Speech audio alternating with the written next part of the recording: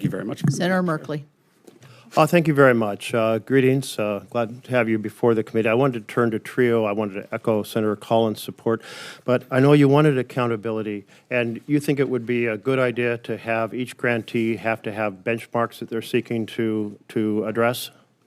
I think that we do need to have better accountability with TRIO, but one of the things that I So said having certainly- limited time, but benchmarks up front would be useful to have these programs meet? Yes, I Maybe think they have them would. do an annual report on meeting those benchmarks? Accountabilities, yes, because we don't now Great. have the ability to track that. So actually, those benchmarks are set now, and each grantee has to do an annual report. Have you read those annual reports? I've not read them all, no. Okay, But I because do, I I also do know wanted that to- they're not following all Well, those different officers. so- And I've also said that if Congress... Madam, just let me finish if I can. And that is that you said there was no accountability. I just pointed out that two of the things you'd like to see, which are benchmarks and annual performance reports, are already done.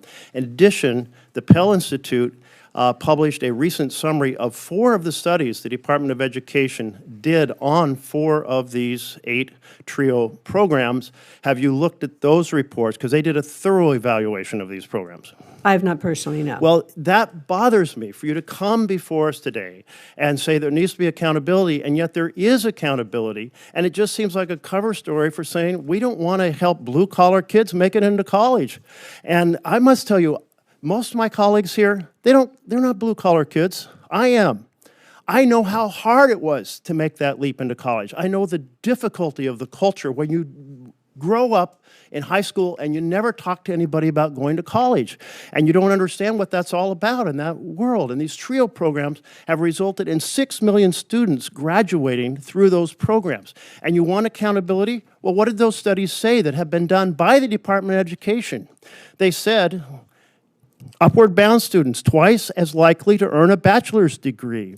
Talent search students, 33% more likely to enroll in college. Veterans, upward bound, 42% more likely. I'm going to go on to my next question, but let me just say, your argument that there's no studies, no accountability, is just actually wrong. And the fact that you're coming here not even having looked at your own department's studies of these programs in order to be informed about them is profoundly troubling. Let me turn to the cost of higher education. This is also very important to a blue-collar kid. Folks in my community today, because I still live in a blue-collar community, they say, we're not sure our kids should go to college because they'll end up with a millstone of mountain of debt and maybe no job.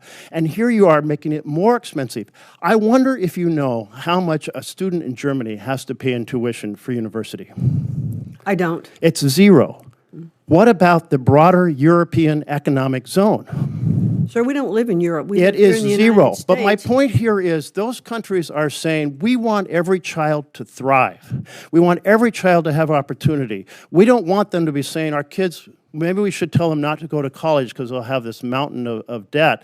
And that opportunity, that's American values of opportunity for every individual. And here you are raising the cost of college, making it much harder for ordinary kids from blue-collar backgrounds to be able to pursue their dreams. And I find that totally inconsistent with Trump's campaign, where he said he would fight for ordinary families. No, I have to disagree, sir. We're not raising the cost of college. We are actually, with all of the programs that we want to put in place, we want colleges to reduce their cost. Well, actually, these loan programs that you're changing are making it much more expensive for kids to go to college, and they're getting We've the not message. changed loan programs. I'm going to turn to mental health because I'm very concerned about mental health. A few years ago, before COVID, when I was in a meeting with student counselors in Eastern Oregon, a very rural area, and they said, you know, we're seeing kids come in our early ages, and they're acting out much more than they ever did before. And I said, well, is this because was there a factory that just shut down here, or a mill that just shut down, or an infusion of wave of meth? And they said, no, those are all, the economy's a factor, drug use is a factor in our community. But no, those aren't new. And one of the counselors said, this is what's new. And they pulled out their cell phone. This is what's new. Kids are coming in with far less understanding and ability of how to sit in a collaborative environment like a classroom and how to communicate with other children and teachers. There is a book that just came out. My staff happened to put it on my desk this morning, so I'm going to ask for Chapter 5 to be put into the record, The Anxious Generation. And I was paging through it, And under Chapter 5, it notes that there are 4 factors in which these cell phones are affecting our children profoundly: social deprivation, sleep deprivation, attention fragmentation, and screen addiction. I'd really encourage you to take a look at this. I've been urging the department to seriously look at the issue of how childhood is changing. And childhood is changing because of technology in ways that are really compromising the ability of our education enterprise to work well. But this brings to my point about why you have canceled mental health grants for our schools.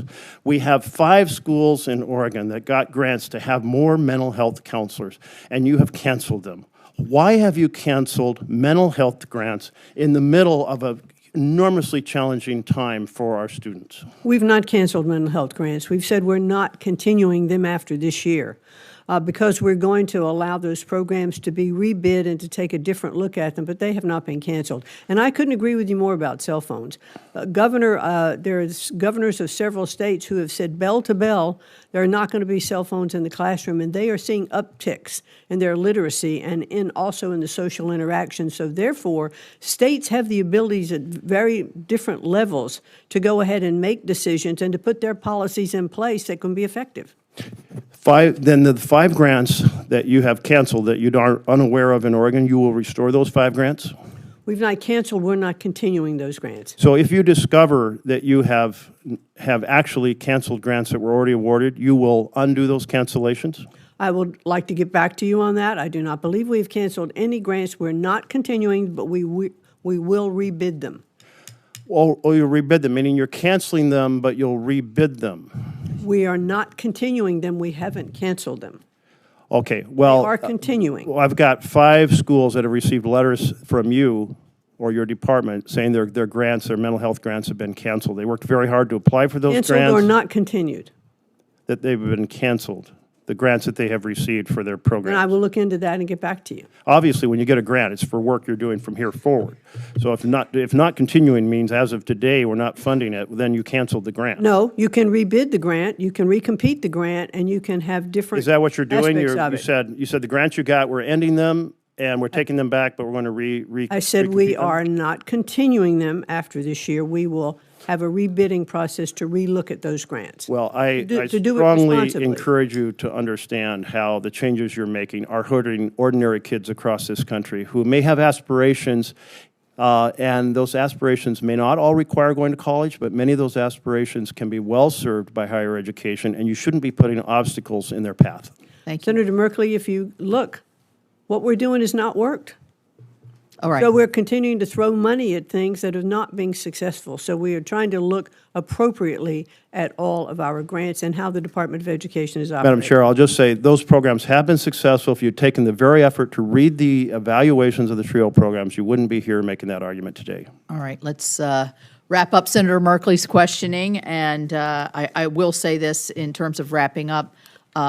There have been several questions about these particular grants so the follow-up will be great with individual senators. I know you'll do it because you do it with me, and so I appreciate your We'll do it right hands-on away. approach. Hands-on Thank you. approach.